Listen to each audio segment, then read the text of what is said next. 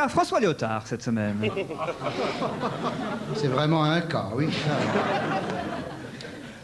Mesdames, Messieurs, Louis XIV fut le seul grand gouvernant qui, avec Molière, gouverna près d'un bouffon intelligent.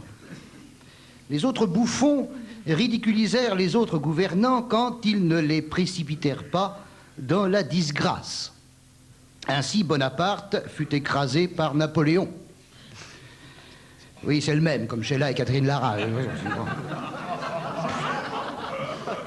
Ainsi, De Gaulle fit son chemin de croix avec Debré sur l'épaule. J'étais à l'époque au caveau de la République et il nous suffisait de monter sur scène en disant « Debré » pour que ça ricane dans le public. Et alors, vous voyez, ça l'a fait encore, là, hein. Un ancien. C'était la chambre d'écho du général, Debré. Hein. Quand De Gaulle disait « Vive le Québec libre », Debré, pendant 3 mois, libre, libre, libre, libre, libre, libre, libre, libre, libre, libre, libre, libre, libre, libre. À l'époque, j'ai fait 4 chansons sur Debré, ça m'a rapporté 8000 francs de droits d'auteur. Je lui dois ma première mobilette. Merci Debré. Ma première mobilette, je la dois à Debré. C'est formidable. Aujourd'hui, il faut que je change de voiture. J'ai pas trop les moyens, mais voici qu'arrive Léotard. S'il continue comme il a commencé, je peux, dès le mois prochain, passer ma commande chez Mercedes. Break.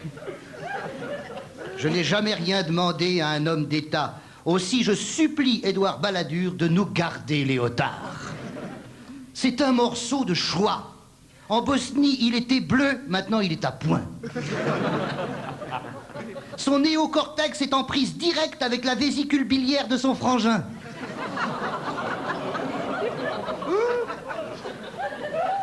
Car tous les hommes politiques vous diront que pour s'en prendre au canard enchaîné quand on est ministre, faut être bourré comme une queue de pelle. Alors ça, c'est vrai. J'étais mercredi dernier à Guéret. Oui, je comprends votre silence. Guéret, qui est une ville...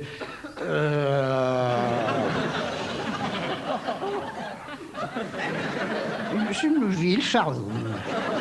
Une belle ville. C'est bien, il y a des bureaux de tabac, il y a des avenues. Enfin, ils disent une ville une ville qui ne sera jamais jumelée avec Las Vegas. Si vous voyez le... Eh bien, à 11h du matin, il n'y avait plus un seul canard enchaîné dans les boutiques. Tout était vendu grâce à Léotard, qui devient le premier sponsor du canard enchaîné. Renseignement pris, ils ont doublé leur vente. Mais pourquoi n'a-t-il pas cédé à sa vocation première qui l'orientait vers la prêtrise? Que n'a-t-il écouté la voix de l'ange qui lui disait la nuit « Franciscus, va te retirer dans un monastère, ça nous fera des vacances.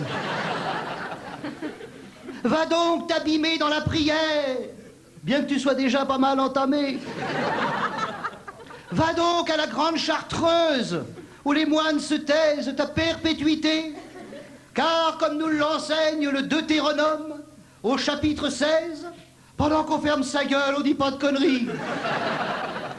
Maintenant, je retourne au ciel, j'ai mon lait sur le feu. » La traduction n'est pas exacte, mais le sens est le même.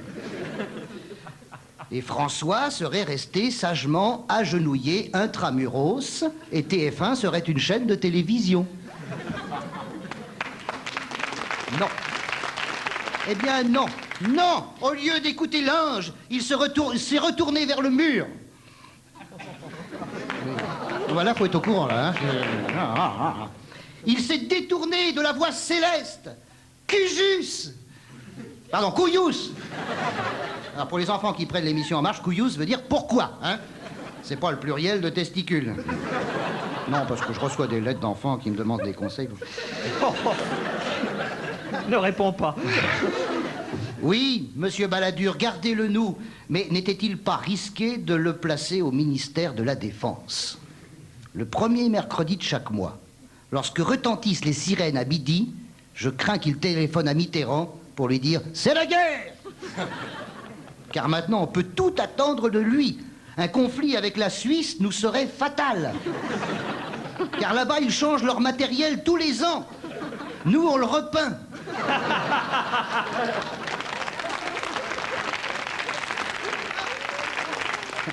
Vous me direz qu'avec les couches successives, ça finit par faire un blindage. Non, mais je sais pourquoi on l'a placé à la défense, c'est que parce qu'on ne pourra jamais le suspecter d'intelligence avec l'ennemi. Au prochain remaniement ministériel, monsieur Balladur, donnez-lui le ministère des Transports. C'est cool. Ça consiste à augmenter le prix du billet et à ouvrir les sandwichs SNCF pour dire « Gardons-les encore pendant 2 mois, c'est toujours assez bon pour ces cochons de payants. » Enfin, au nom de la corporation des humoristes, qui l'a rendu responsable d'un suicide, je me permettrai de conclure en disant « Monsieur Léotard, quand on veut se hisser au niveau supérieur, on monte sur un escabeau, pas sur un cadavre. »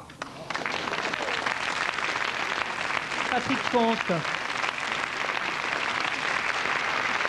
Ouais, c'est pas trop mal.